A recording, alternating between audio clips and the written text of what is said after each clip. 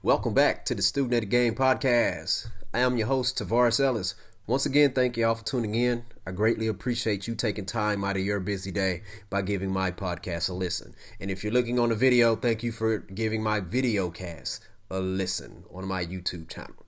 All right, series finale of WandaVision. Man, it was pretty dope, right? It was pretty good, man.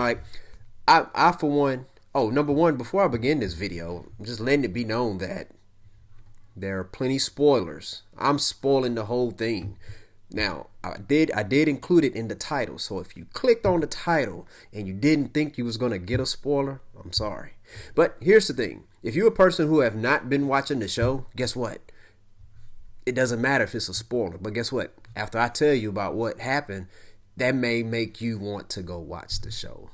All right, but anyways, let's get into it.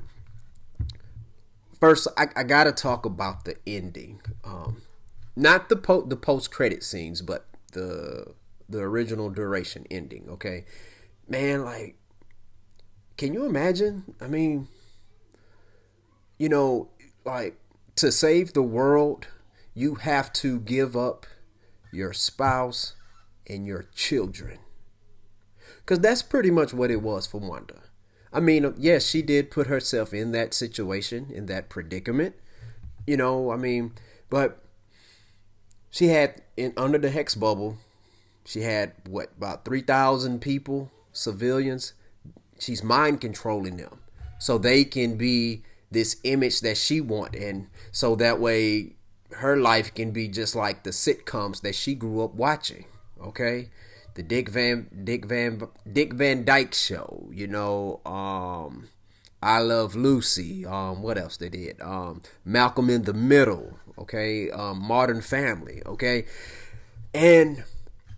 But that was the only way that she could keep her husband Vision alive. Well, alive for her, meaning like he's there in his physical form, of course.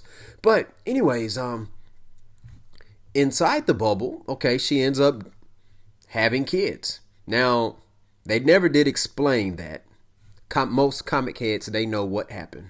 Well, they got a theory of what happened, but they never explained in the show where the kids came from. How did we get the kids? All right, never explained it, because Vision is a robot. He's an artificial intelligence. He can't possibly, create children, or can he?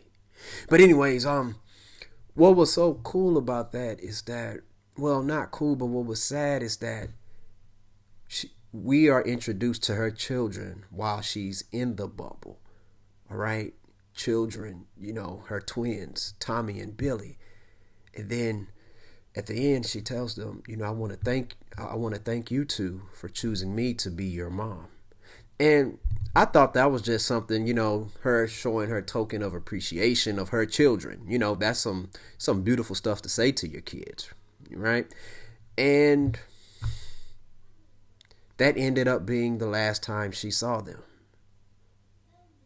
Because the thing about it is, she has to get rid of everything that she cared for and loved in that bubble so that everyone else can go back to their lives. Because you had the citizens, they were to the civilians, they were to the point where one of them said, hey, either you kill us or you let us go, because this is torturing.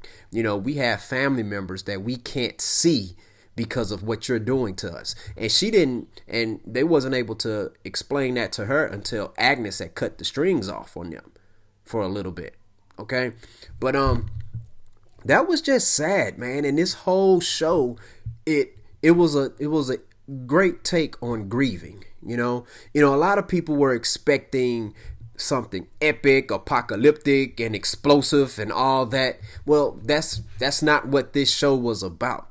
Well, but it was about something that was epic and big, which is grieving. You ever grieve for a loved one? A mom, a dad, aunt, uncle, grandma, grandpa, sister, brother, husband, wife, son, daughter, niece, nephew, cousin, friend, just grieving for someone, or a pet. Okay. Hey man, that stuff is tough, man. And anytime you're grieving over someone or something, it's tough. It's tough. It has that, it hits you hard in the heart, man. It does. And the mentals and all that, man.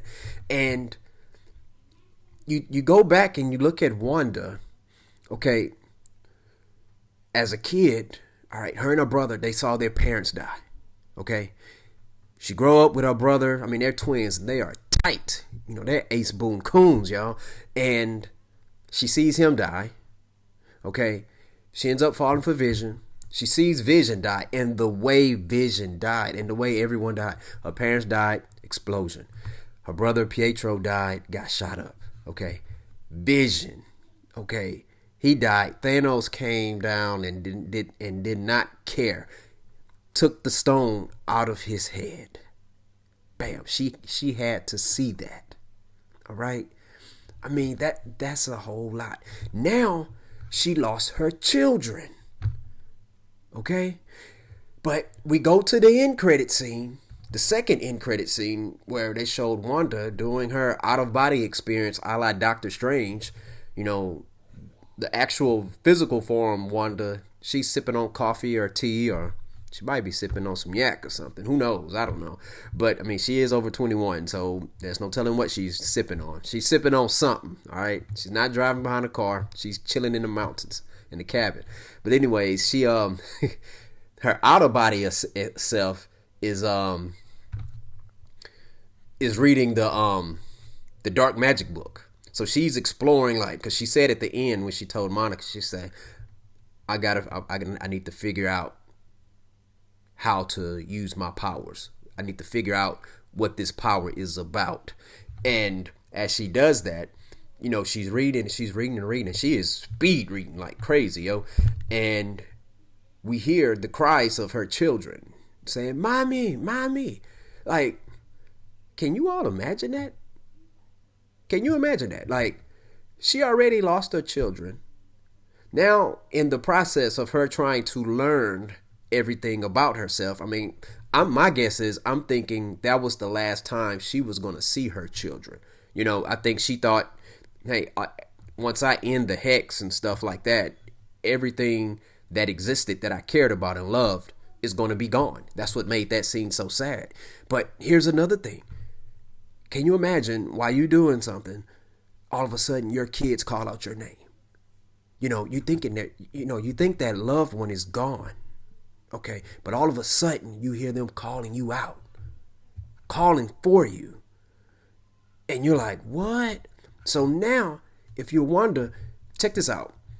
There's nothing in the world that we would not do for a loved one. At least that's what we believe, right? We will go through hell and high water, or hell and high fire, or whatever, for a loved one. But are we willing to sacrifice everyone else for a loved one?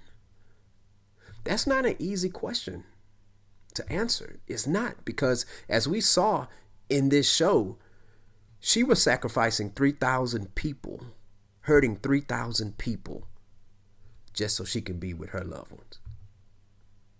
I mean, it goes to show you, it doesn't matter how much power a person has. Guess what? They grieve just like people who don't have those powers. Grief is hard for everyone. For everyone. Even a machine like Vision. I mean, grief is tough, man. And that's what this show was about. Why everybody was coming out with their theories with Mephisto, Nightmare, and all this, Magneto, and all this stuff or whatever. It's all about grief. We were missing the actual point. It's all about grief. But it was also fun to engage and come up with wild theories. Even though I still believe my Mordo theory holds more weight than any other theory. Because as long as there's dark magic and powerful sorcerers like Wanda practicing it, guess what? Mordo is going to be right there. Because the bill comes due. Always. It always comes due. It always comes due. You can choose to pay it and run from it. Sometimes you can get away from it. This is not like certain credit debt that you may have where after 7 years it get wiped off. No, it can get wiped. Forget that. Mordo is coming, people. He is coming. But Kevin Feige said that he's not going to reveal a big movie baddie or villain in the on a TV show. So that's the only reason why we didn't get Mordo in there. because Kevin Feige was not going to do it, because Mordo is going to be a big villain in Doctor Strange 2. I'm continuing to bang the table for that. And if you feel the same way I feel, you'll bang the table too. I don't care if you at work or at the dinner table, breakfast table, lunch table, whatever, or you got a TV tray in front of you, bang the table. But back to what I was saying about with the ending of it. I mean, this show here, man, it goes to show you. I mean, the whole grieving, and she's still grieving. But after she hear her kids' voices, guess what? She's gonna try to learn everything she can to try to get there, to get her kids. Because she's in the mindset, I believe, of believing that my children are still out there. I need to go save them. But it could be a trap. It could be a trap. And if it is, it could be a trap from Mephisto. I mean, it could be a trap. It could be a trap. But the thing about it is, if your child is in trouble, aren't you willing to go through that trap? Because guess what? There's a big part of us that believe that despite what whoever's holding my child has some trap for me, guess what? I have enough strength and willpower. I will power through it, and I will demolish whatever obstacle is in the way. You know what I'm saying? Because we're willing to jump over hurdles, run through walls, literally, for those that we love and care about. All right. And Wanda is on a whole nother level. And so that's why I believe, okay, when Doctor Strange 2 Multiverse of Madness come into play, so it's going to be hard to calm her down. And here's another thing you got to remember. Yeah, her and Doctor Strange are part of the Avengers, but guess what? They haven't formally met or officially met, so they don't know each other. It's not like she has a friendship with Doctor Strange like she did with Tony Stark or Black Widow or Captain America or Falcon, Now, who knows? Maybe Falcon might make an appearance in Multiverse of Madness. We'll see what's going to go down with that when Falcon and Winter Soldier, which comes on in a couple weeks, I believe on March 18th, which I can't wait. That looks so dope, man. But, it's like, who's going to be able to get to Wanda? To show you that superheroes grieve too. I don't know if you remember, if you watch Iron Man 3, we saw Tony Stark go through PTSD. So it goes to show it's not just people who are in the military or just people who don't have powers, who are out in everyday life when traumatic events occur to them. They're not, it goes to show you superheroes get PTSD as well. We also saw that with Thor, okay? With Thor, he had the PTSD about Thanos, and then he just went on a downhill spiral and everything, went through depression and stuff. You know what I'm saying? So there's no telling how he was dealing with that over the course of that 5-year span and stuff. But we know that he did gain weight. We saw it physically and mentally, because all he did was drink, and he wasn't trying to be king of Asgard. Matter of fact, Valkyrie was running things, okay? So with Wanda, I mean, man, Wanda, sometimes when we're grieving, we may punch a wall. Some people may punch people and stuff like that. That still doesn't make it right, okay? It's better to punch a wall than punch people.